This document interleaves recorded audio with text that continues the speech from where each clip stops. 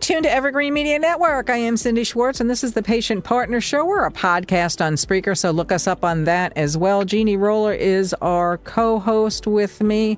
Jeannie, today I came up with a couple of different kind of out on the tangent perimeter subjects to talk about, and then we have one about the, we're going to do on another podcast about the ER doctors and, you know, how that goes with them. So the first subject on this podcast I came up with, I just kind of Googled, you know, different medical conditions and whatever that aren't really talked about that often. And this one is about eye disease and vision health and blindness news. And it talks about that more than up to 80% of blindness is preventable. I don't know that you hear about it that often in society as maybe as you used to. Misty Roberts, who's one of the fabulous people that is also with us on the mission to help get better health care for everyone and get more information out there, is deaf. I don't know the circumstances, if you do, Jeannie, if Misty was born deaf or not, but you don't hear about it as much as you used to, I think. Or maybe we don't because there's more operations and there's more stuff available to help people with that. But this blindness thing kind of led into another avenue where they're talking about liquid biopsies and AI. That's the buzzword now about everything is the AI. How that AI gives insight into eye health and aging. And that's one of the things I've done shows on and had doctors in the studio and stuff talk about that it's an avenue where AI, they think, is going to be very helpful because of the input that they can do into computers and how they analyze it and pick data across the board, across different examples that maybe it's like the old days of the Dewey Decimal System and all that. Are you going to run up and down the aisles trying to find all these books and stuff where at the flick of your couple of fingers on your mouse, you can get the stuff in a quarter of a second or whatever. So I thought the liquid biopsies with this vision health was very interesting because they're going into your eyes now and taking out some of the liquid that's in your eyes. I don't know the technical terms and all this. And they're actually finding different, up to 6,000, this one article says, 6,000 different arenas that liquid coming out of your eyes can address. Different kind of diseases, different kind of things that may happen to your eyes and what the actual eye health in your particular body is about, which I thought kind of amazing. So visual impairment and eye disease globally, as well as the U.S., there's a ton of research studies going on now. And it's when you talk with dental people as well, with dentists, and that they didn't know for years, and it's kind of common sense. So everything that's going in your body, you're going to swallow through your mouth if you're eating and all that kind of thing. And if your teeth aren't clean and if your mouth isn't clean, you're continually swallowing some of this disease and this disease-prone things like that circulates in your body. So that's one of the reasons why and I'm a little bit off subject with the dental stuff, but it seems like the same thing with these eyes. What do you think about all that, Jeannie? I thought it was kind of interesting. Well, yeah, it's interesting. Years ago when I was a kid, my eye doctor said that, you know, when he looked into your eyes, he could find if you were susceptible to certain kinds of illnesses. And, you know, I always found that fascinating. He could tell if you had high blood pressure by looking at your eyes. He could tell if you were diabetic or, you know, on the borderline, different things. So, yeah, I believe that is very possible. I also think that as far as the dental thing, Cindy, I know that they have said that people in the hospital, if they're not brushing their teeth, they're more likely to acquire infections, hospital infections. Oh, okay. If they don't brush your teeth. I read that article not too long ago. So, yeah, there's a lot of interesting things that we really haven't thought about that can happen.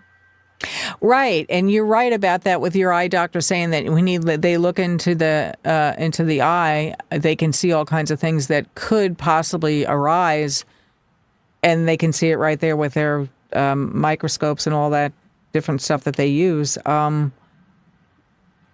also vision loss.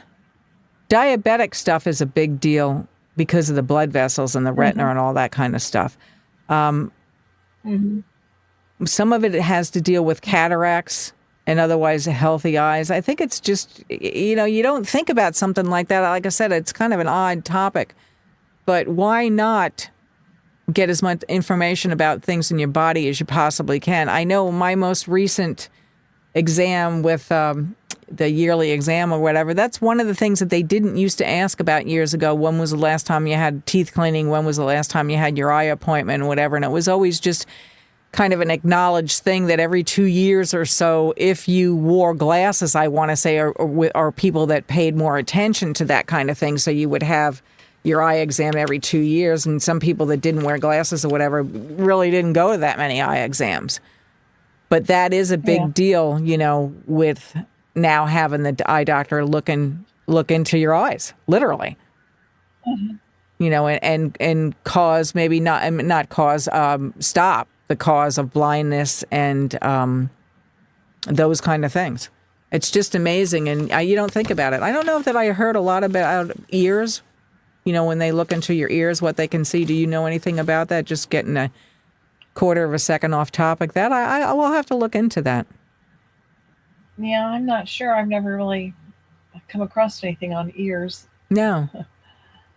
No, but I do know, there are quite a few articles out now about some of these weight loss drugs that causing blindness in people.